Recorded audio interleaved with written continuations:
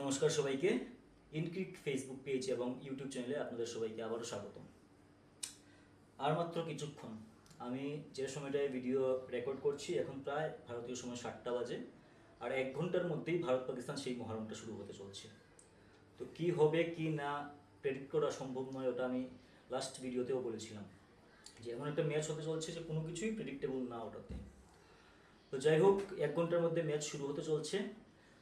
আর একটাই ইম্পর্টেন্ট বিষয়, যেটা হচ্ছে পাকিস্তানের দিক থেকে, পাকিস্তানের জন্য কিন্তু ম্যাচটা হচ্ছে ডু অর ডাই ম্যাচ।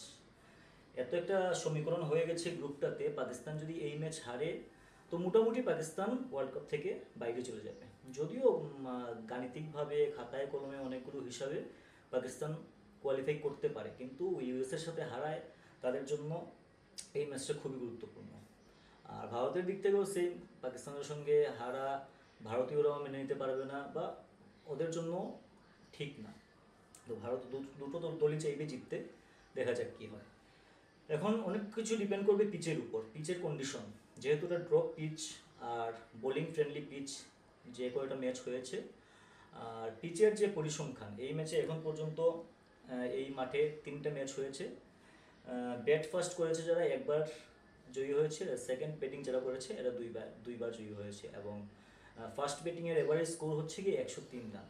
তো বোঝাই যাচ্ছে লো স্কোরিং ম্যাচ।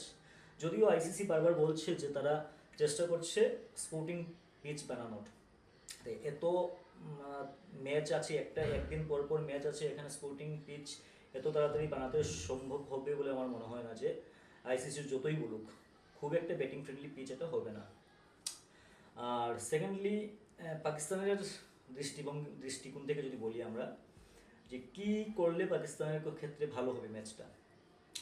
তো সর্বপ্রথম টস, যদিও ওটা কারো হাতে নেই, টস জিতে পাকিস্তান যদি প্রথমে ফিল্ডিং করে, তাদের যে বোলিং লাইন আপ আর ভারতের যদি টপ অর্ডার উইকেটগুলো পাকিস্তান নিতে পারে, তাহলে পাকিস্তানের জন্য এটা ভালো হবে। ঠিক সেম ভারতের ক্ষেত্রেও, ভারত যদি টসে জিতে, আমার মনে হয় ভারত ফিল্ডিং করবে। ভারত যদি টসে জেতে আর যদি ফিল্ডিং নেয়, তাহলে প্লেইং ইলেভেন কী হবে? তো আমি লাস্ট ভিডিওতেও বলেছিলাম, এখনও বলছি, আমার মনে হচ্ছে প্লেইং ইলেভেনটা সেম থাকবে। কারণ কোনো চেঞ্জেস করার জায়গা নেই, আর কোনো চেঞ্জেস করার প্রয়োজন নেই। অনেকেই বলছে জয়সওয়ালকে কার জায়গাতে খেলাবে? বিরাট ওপেন করছে, বিরাটকে ওপেন থেকে সরিয়ে পুরো কম্বিনেশনটাই চেঞ্জ হয়ে যাবে। তো জয়সওয়ালের জায়গা হচ্ছে না আমার মনে হয়।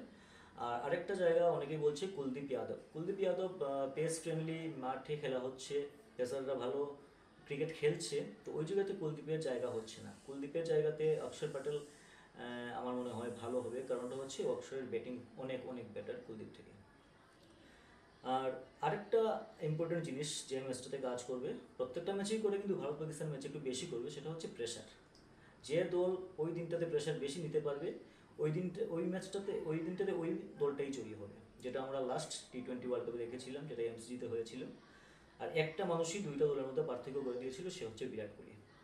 বিরাট যে ইনিংসটা খেলেছিল, ক্রিকেট বিশ্বে বা যারা অনেক দিন থেকে ক্রিকেট দেখছে, তারা বুঝবে যে এমন ইনিংস হয়তো বা আর আসবে না, যেখানে 31 রানে 6 ওভারে 31 রানে 4 উইকেট ভারতের নেই, টপ অর্ডার সম্পূর্ণ আউট, 160 রানের টার্গেট, পাকিস্তানের বোলাররা মানে ঘাড়ে চেপে বসেছিল। ওইখান থেকে বিরাট এবং হার্দিক মিলে স্ট্রাইক রোটেট করে করে করে করে ম্যাচটাকে এগিয়ে নিয়ে যায়, এবং লাস্ট 3-4 ওভারে বিরাট সেই দানবীয় ইনিংস বলবো না কি বলবো, যাই হোক, সেই ইনিংসটা খেলে ভারতকে জয়ী করে।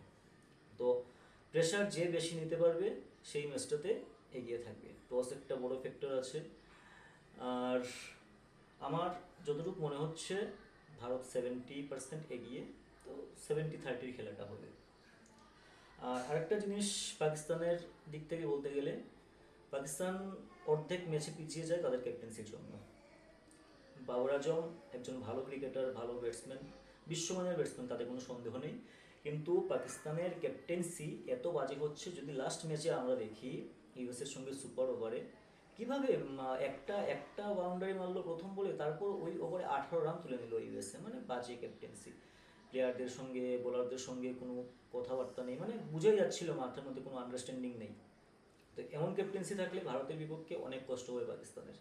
ওইদিকে ভারতের অধিনায়ক রোহিত শর্মা অনেক অনেক এগিয়ে অধিনায়কত্বে, বাবর আজম থেকে। আর রোহিত শর্মা আরেকটা অ্যাডভান্টেজ হচ্ছে গিয়ে সঙ্গে বিরাট কোহলিকে পাওয়া। শুধু বিরাট কোহলি নয়, অনেক প্লেয়ার আছে যারা আইপিএল দলেও অধিনায়কত্ব করে। ঋষভ পন্ত আছে, হার্দিক পান্ডিয়া আছে। হার্দিক পান্ডিয়া আইপিএল চ্যাম্পিয়ন একজন ক্যাপ্টেন, গুজরাটেরকে জিতিয়েছিলেন তিনি। তো রোহিত শর্মার এইসব ক্ষেত্রে অনেক বেশি অ্যাডভান্টেজ। খাতায় কলমে ভারত অনেক অনেক এগিয়ে পাকিস্তান থেকে। মাঠে কি হয় তাই দেখার। আর প্রায় 7টা বেজে গেছে, আর 1 ঘন্টার মধ্যেই সেই মহারণ শুরু হতে চলছে। তো সবাই মিলে দেখি, আর আশা রাখবো ভারত জয়ী হবে। ধন্যবাদ।